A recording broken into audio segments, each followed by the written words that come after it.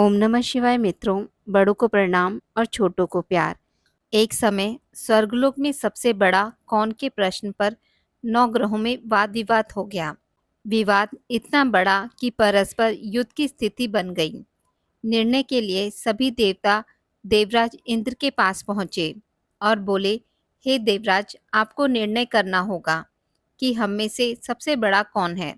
देवताओं का प्रश्न सुनकर देवराज इंद्र उलझन में पड़ गए। इंद्र बोले, मैं इस प्रश्न का उत्तर देने में असमर्थ हूँ। हम सब पृथ्वी लोक में उज्जैनी नगरी में राजा विक्रमादित्य के पास चलते हैं।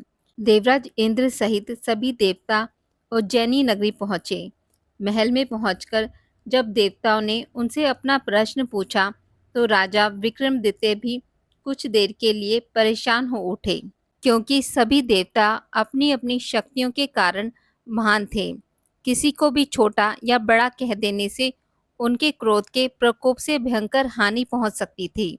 अचानक राजा विक्रमादित्य को एक उपाय सूझा और उन्होंने विभिन्न धातुओं स्वर्ण, रजत, कांसा, ताम्र, सीसा, रांगा, जस्ता, अभ्रक व लोहे के 9 आसन बनवाए। धातुओं के गुणों के अनुसार सभी आसनों को एक दूसरे के पीछे रखकर उन्होंने देवताओं को अपने अपने सिंहासनों पर बैठने को कहा। देवताओं के बैठने के बाद राजा विक्रमादित्य ने कहा, आपका निर्णय तो स्वयं हो गया है। जो सबसे पहले सिंहासन पर विराजमान है वही सबसे बड़ा है। राजा विक्रमादित्य के निर्णय को सुनकर शनिदेव सबसे पीछे आसन पर बैठने के कारण अपने को छोटा जानकर क्रोधित होकर कहा, राजा विक्रमादित्य, तुमने मुझे सबसे पीछे बैठाकर मेरा अपमान किया है। तुम मेरी शक्तियों से परिचित नहीं हो। मैं तुम्हारा सर्वनाश कर दूंगा। शनिदेव ने कहा, सूर्य एक राशि पर 1 महीने, चंद्रमा 2.25 महीने, मंगल 1.5 महीने रहते हैं, लेकिन मैं किसी राशि पर 7.5 वर्ष तक रहता हूँ। बड़े बड़े देवताओं को मैंने अपने प्रकोप से पीड़ित किया है। राम को 7.5 के कारण ही वन में जाकर रहना पड़ा और रावण को 7.5 के कारण ही युद्ध में मृत्यु का शिकार बनना पड़ा। राजा, अब तू भी मेरे प्रकोप से नहीं बच सकेगा। इसके बाद अन्य ग्रहों के देवता तो प्रसन्नता के साथ चले गए, परंतु शनिदेव बड़े क्रोध के साथ वहां से विदा हुए। राजा विक्रमादित्य पहले की तरह ही न्याय करते रहे। उनके राज्य में सभी स्त्री पुरुष बहुत आनंद से जीवन यापन कर रहे थे। कुछ दिन ऐसे ही बीत गए। उधर शनि देवता अपने अपमान को भूले नहीं थे। विक्रमादित्य से बदला लेने के लिए एक दिन शनि देव ने घोड़े के व्यापारी का रूप धारण किया और बहुत से घोड़ों के साथ उज्जैनी नगरी पहुंचे। राजा विक्रमादित्य ने राज्य में किसी घोड़े के व्यापारी के आने का समाचार सुना तो उन्होंने अश्वपाल को घोड़े खरीदने के लिए भेजा। घोड़े बहुत ही कीमती थे। अश्वपाल ने जब वापस लौटकर इस संबंध में बताया तो राजा विक्रमादित्य ने स्वयं आकर एक सुंदर व शक्तिशाली घोड़े को पसंद किया। घोड़े की चाल देखने के लिए राजा उस घोड़े पर सवार हुए तो वह घोड़ा बिजली की गति से दौड़ पड़ा। तेजी से दौड़ता घोड़ा राजा को एक दूर जंगल में ले गया और राजा को वहां गिराकर जंगल से कहीं गायब हो गया। राजा अपने नगर को लौटने के लिए जंगल में भटकने लगा, लेकिन उन्हें लौटने का कोई रास्ता नहीं मिला। राजा को भूख प्यास लगाई। बहुत घूमने पर उसे एक चरवाहा मिला। राजा ने उससे पानी मांगा। पानी पीकर राजा ने उस चरवाहे को अपनी अंगूठी दे दी। फिर उससे रास्ता पूछकर वह जंगल से निकलकर पास के नगर में पहुंचा। राजा ने एक सेठ की दुकान पर बैठकर कुछ देर आराम किया। उस सेठ ने राजा से बातचीत की। राजा ने उसे बताया कि मैं उज्जैनी नगरी से आया हूँ। राजा के कुछ देर दुकान पर बैठने से सेठ जी की बहुत बिक्री हुई। सेठ ने राजा को बहुत भाग्यवान समझा और खुश होकर उसे अपने घर भोजन के लिए ले गया।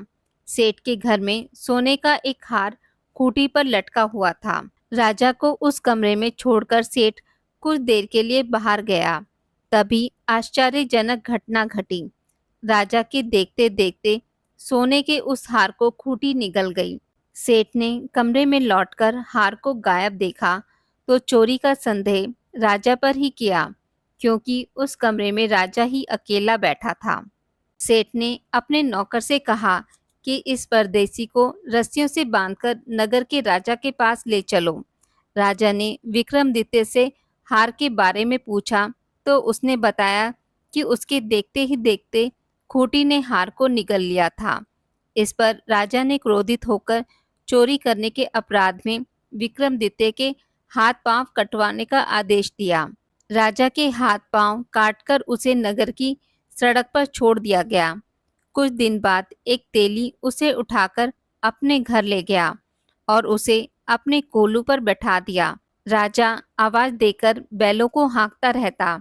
इस तरह तेली का बैल चलता रहा और राजा को भोजन मिलता रहा। शनि के प्रकोप की 7.5 पूरी होने पर वर्षा ऋतु प्रारंभ हुई। राजा विक्रमादित्य एक रात मेघ मल्हार गा रहा था कि तभी नगर के राजा की लड़की राजकुमारी मोहिनी रथ पर सवार उस तेली के घर के पास से गुजरी। उसने मेघ मल्हार सुना तो उसे बहुत अच्छा लगा और दासी को भेजकर गाने वाले को बुला लाने को कहा।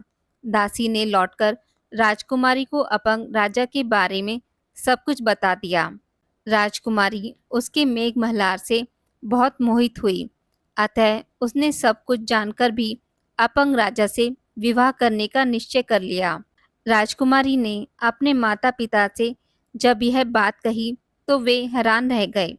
रानी ने मोहिनी को समझाया, बेटी तेरे भाग्य में तो किसी राजा की रानी होना लिखा है, फिर तू उस अपंग से विवाह करके अपने पांव पर कुल्हाड़ी क्यों मार रही है।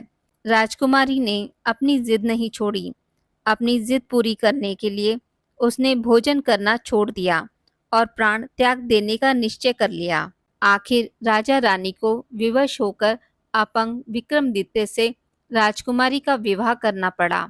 विवाह के बाद राजा विक्रमादित्य और राजकुमारी तेली के घर में रहने लगे। उसी रात स्वप्न में शनिदेव ने राजा से कहा, राजा तुमने मेरा प्रकोप देख लिया, मैंने तुम्हें अपने अपमान का दंड दिया है। राजा ने शनिदेव से क्षमा करने को कहा और प्रार्थना की, शनिदेव आपने जितना दुख मुझे दिया है अन्य किसी को ना देना। शनिदेव ने कुछ सोचकर कहा, राजा मैं तुम्हारी प्रार्थना स्वीकार करता हूँ। जो कोई स्त्री पुरुष मेरी पूजा करेगा, शनिवार को व्रत करके मेरी व्रत कथा सुनेगा, उस पर मेरी अनुकंपा बनी रहेगी। प्रातःकाल राजा विक्रमादित्य की नींद खुली तो अपने हाथ पांव देखकर राजा को बहुत खुशी हुई। उसने मन ही मन शनिदेव को प्रणाम किया। राजकुमारी भी राजा के हाथ पांव सही सलामत देखकर आश्चर्य में डूब गई। तब राजा विक्रमादित्य ने अपना परिचय देते हुए शनिदेव के प्रकोप की सारी कहानी सुनाई। सेठ को जब इस बात का पता चला तो दौड़ता हुआ तेली के घर पहुंचा और राजा के चरणों में गिरकर क्षमा मांगने लगा। राजा ने उसे क्षमा कर दिया, क्योंकि यह सब तो शनिदेव के प्रकोप के कारण हुआ था। सेठ राजा को अपने घर ले गया और उसे भोजन कराया। भोजन करते समय वहां एक आश्चर्यजनक घटना घटी। सबके देखते देखते उस खोटी ने हार उगल दिया। सेठ जी ने अपनी बेटी का विवाह भी राजा के साथ कर दिया और बहुत से स्वर्ण आभूषण धन आदि देकर राजा को विदा किया। राजा विक्रमादित्य राजकुमारी मोहिनी और सेठ की बेटी के साथ उज्जैनी नगरी पहुंचे तो नगरवासियों ने हर्ष से उनका स्वागत किया। अगले दिन राजा विक्रमादित्य ने पूरे राज्य में घोषणा कराई कि शनिदेव सब देवों में सर्वश्रेष्ठ हैं। प्रत्येक स्त्री पुरुष शनिवार को उनका व्रत करे और व्रत कथा अवश्य सुने। राजा विक्रमादित्य की घोषणा से शनिदेव बहुत प्रसन्न हुए। शनिवार का व्रत करके और व्रत कथा सुनने के कारण सभी लोगों की मनोकामनाएं शनिदेव की अनुकंपा से पूरी होने लगी। सभी लोग आनंद पूर्वक रहने लगे। बोलिए शनिदेव महाराज की जय हो। आज की इस वीडियो में बस इतना ही।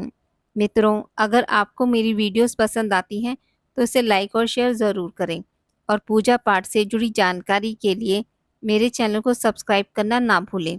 धन्यवाद।